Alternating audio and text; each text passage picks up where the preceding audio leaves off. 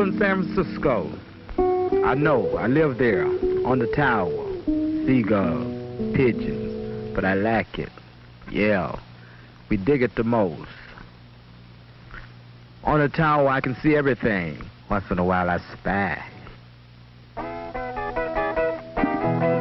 I see the shoes. They think they're the toughest, but not the bosses. But I don't blame them. Nothing to do. If I had something like that on my corner, I'd shimmy, shimmy, cocoa too. The mo, you can always tell flat feet. Ace on every corner. Don't look too hard, fellas. They got guns. You got 1,000 fellas. The king. Pin this tough sheen. It's the bosses. Because it's borrowed from some honor at night. You can always tell that's the lonely ones. Betcha. Some parts of mission. You can always tell. 1,000 on every corner. Hair was a crime. They'd be right on death row with Chestnut. Look out, old man. Look out, old man. Mike is on the scene. Head first. Light up, fellas. Didn't cost me anything. 5 fingers and a quick getaway. Some store suffers. Beat your boogie. Yeah. Everybody's on the scene.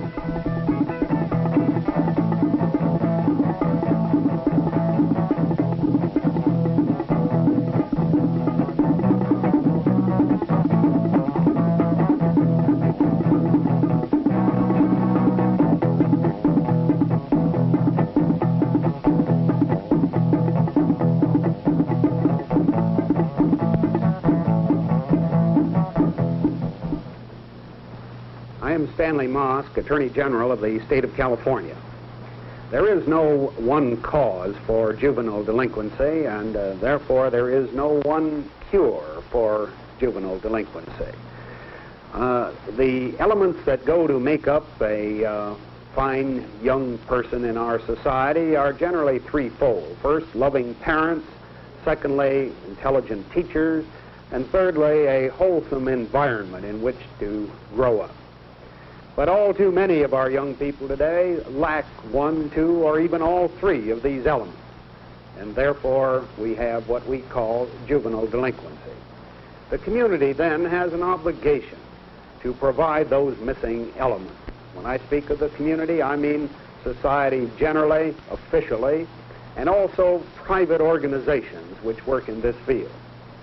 Any private organization that gives to youngsters the opportunity to do something useful and constructive gives them a chance then of belonging, of participating, of winning the approval and approbation of their elders and of their contemporaries. Any such organization in our society today is doing a most useful and constructive thing, both for the young people and for the community in which they live.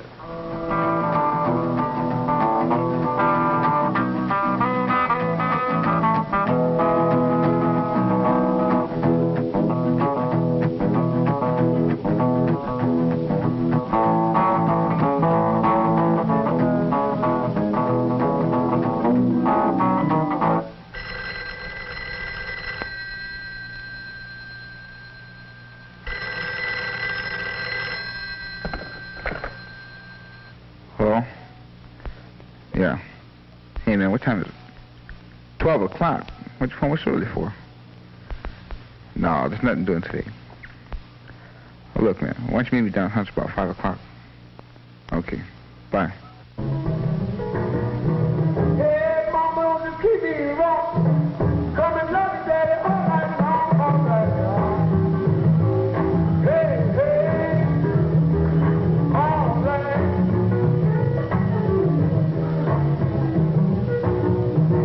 See the girl with the diamond ring? She knows how to take that thing all night long. Hey, hey, hey, hey.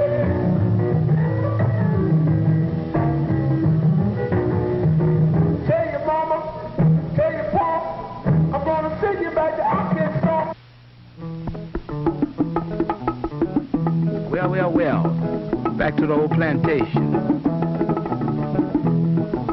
Shucking and jiving, ain't that sweet?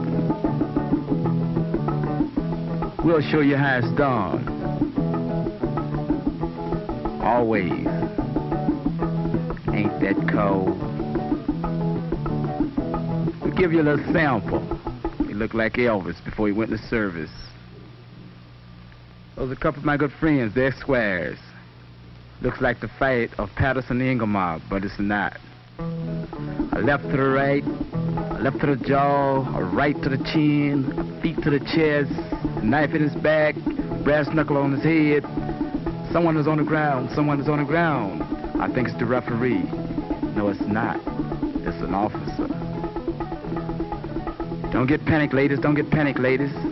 Nothing will happen. It's only in fun. Look out, keep it clean with thinner jeans. No feets.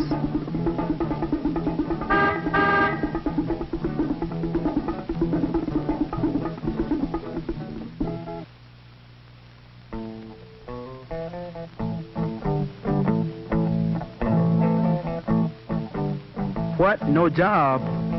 Well, don't worry. I know what they'll tell you. You're too young. You're inexperienced. You're not in the union. We can't bond you. You've been in trouble. You're not a graduate. We can't use you. But don't worry. Don't worry. Old lady will lose her Christmas money. Purse will be snatched. Some old man will be knocked down. And everybody will wonder why.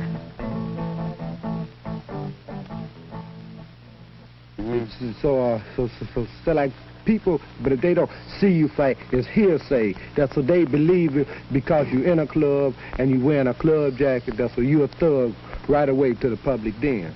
You know, but it's some people that realize that you know that by being in a club, but it can be a good thing and a club can be a bad thing. Yeah, but you have to start off with the right thing to end up right. When Carl May started Youth for Service, he realized he could work through the leaders of the jacket clubs. At first, I went out and looked up these boys on the street. This is John Bird, president of the Warlords, a very important club in San Francisco. I just put it up to them, would they help? I told them we needed them, and it worked because it was the truth.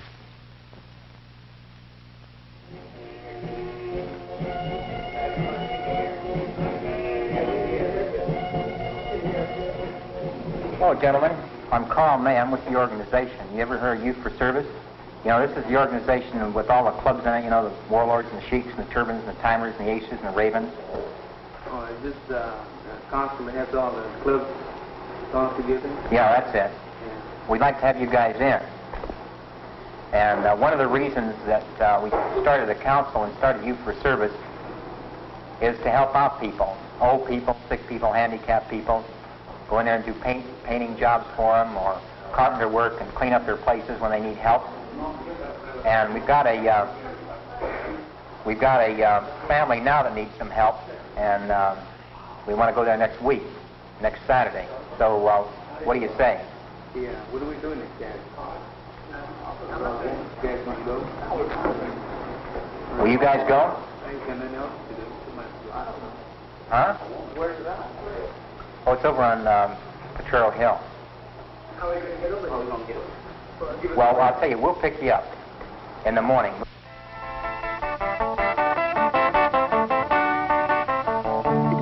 This is a Youth for Service work project. These boys are working for nothing, doing something for somebody else who needs help. Why are they doing it? The answer is that these boys are no different than the rest of us. They need to be needed.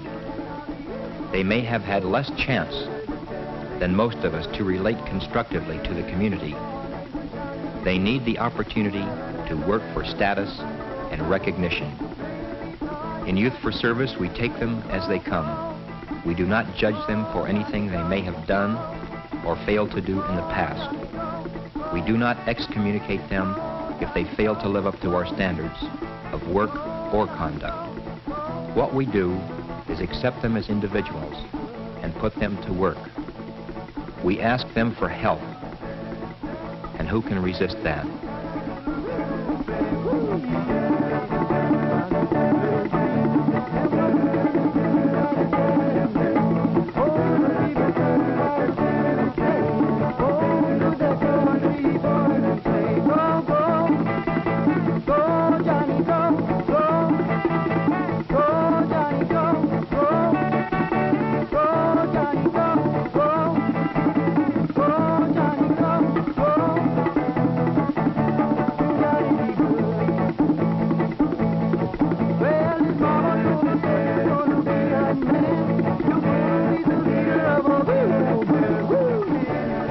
project built a new parking area for a community center. Youth for Service is not a training program for future employment, but it does give the opportunity to learn something of new skills. Work projects are referred from many sources, chiefly from social agencies. The Departments of Public Health and Public Welfare, the Visiting Nurses Association, the Family Service Society, and others. The entire Youth for Service program has been made possible through generous help from church groups, businessmen, school and civic authorities, and private as well as public agencies.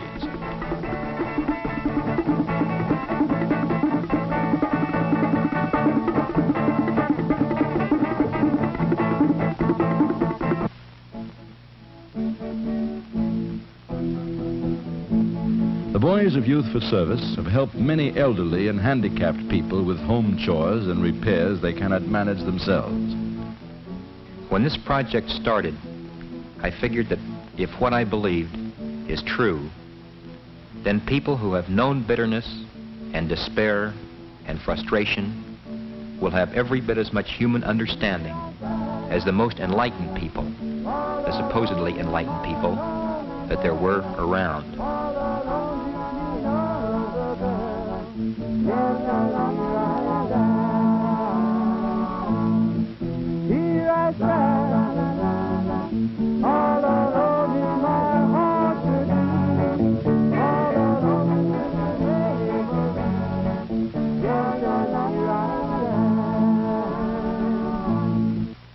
Many Spanish-speaking people live here in Alviso, near San Jose. A Youth for Service project helped finish a classroom in the church to be used for English classes.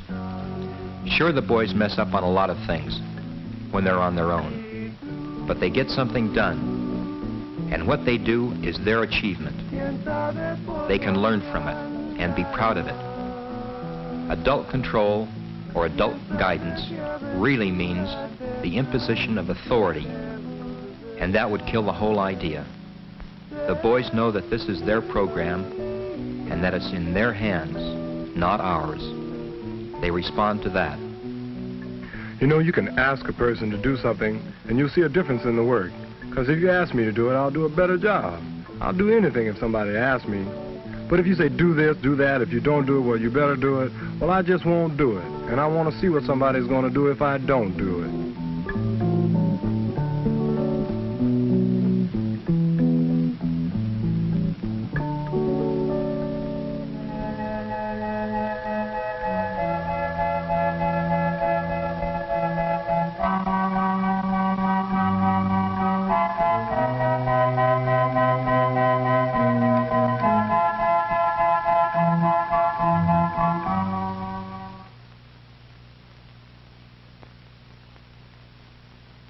The Boys of Youth for Service give of their strength and time and skill, and the community gives too, and both get back more than they give, a sense of sharing. And the boys get something they greatly need, tangible evidence of community confidence in them, expressed in terms of good materials and efficient and valuable equipment.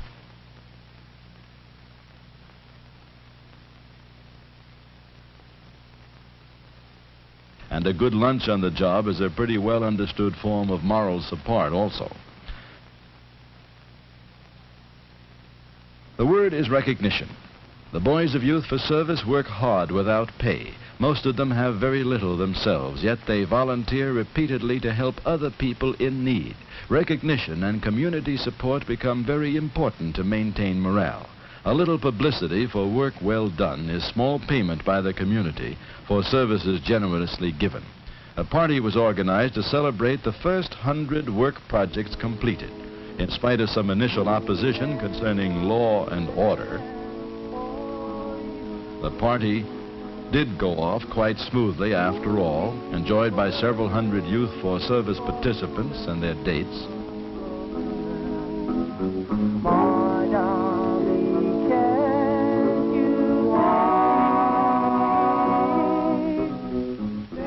Only one slight mishap was reported.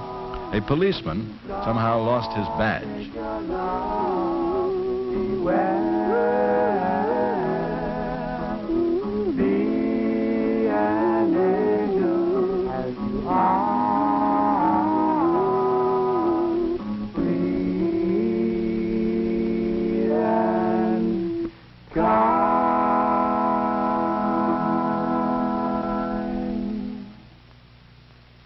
A council of youth clubs from all parts of the city developed directly from the contacts made on work projects. The boys themselves decided they wanted a common meeting ground where they could adjust differences between the clubs before they blew up into rumbles. They also wanted to promote social affairs and special projects on a citywide basis. Both prestige and security were involved in belonging to the organization. One of the first council projects developed in support of the National Youth March for Integrated Schools held in Washington, D.C. in April 1959. The boys in Youth for Service know that integration is not just the struggle of American Negroes for equality, but it's linked with the fight against discrimination of all newly arrived minority groups. 100 years ago, the Irish made up less than 1/3 of the population of New York, but they were charged with over 2/3 of the arrests. There were newcomers then. Today, the Puerto Ricans, the Mexicans, the Pacific and Oriental peoples are the newcomers. The Youth for Service Council raised the money to send a delegate to Washington, the only one sent by a San Francisco youth organization, and he carried petitions gathered by many other groups as well, with over 6,000 signatures.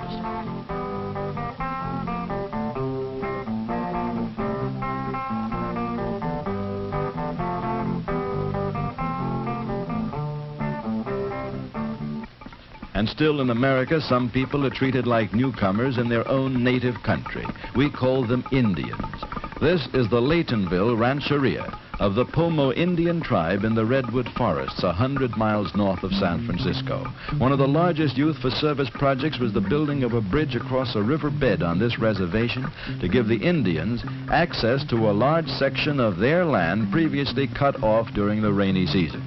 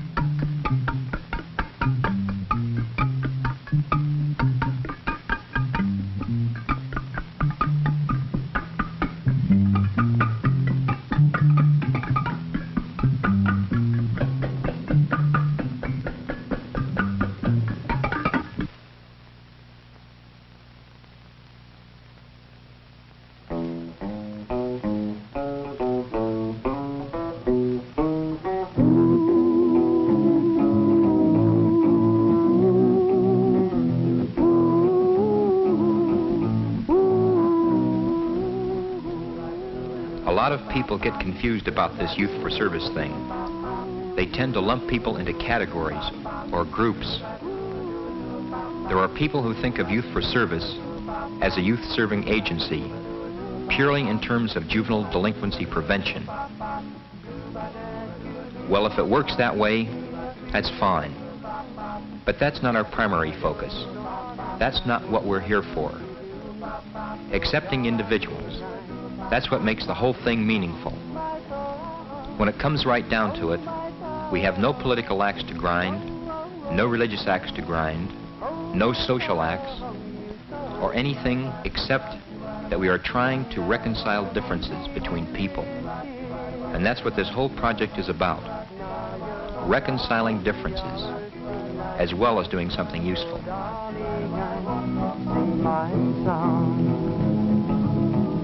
Oh, my son, oh, oh, oh, oh, oh, oh, oh.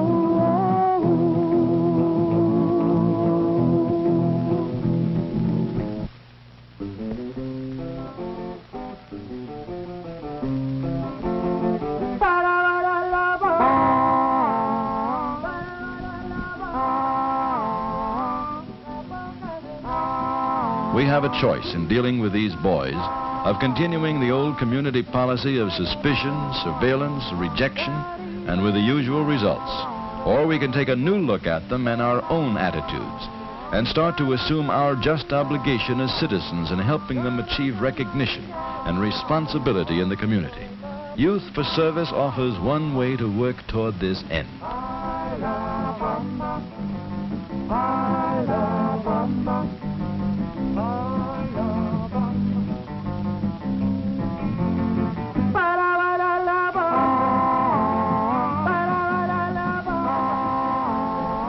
Well, the bridge is built.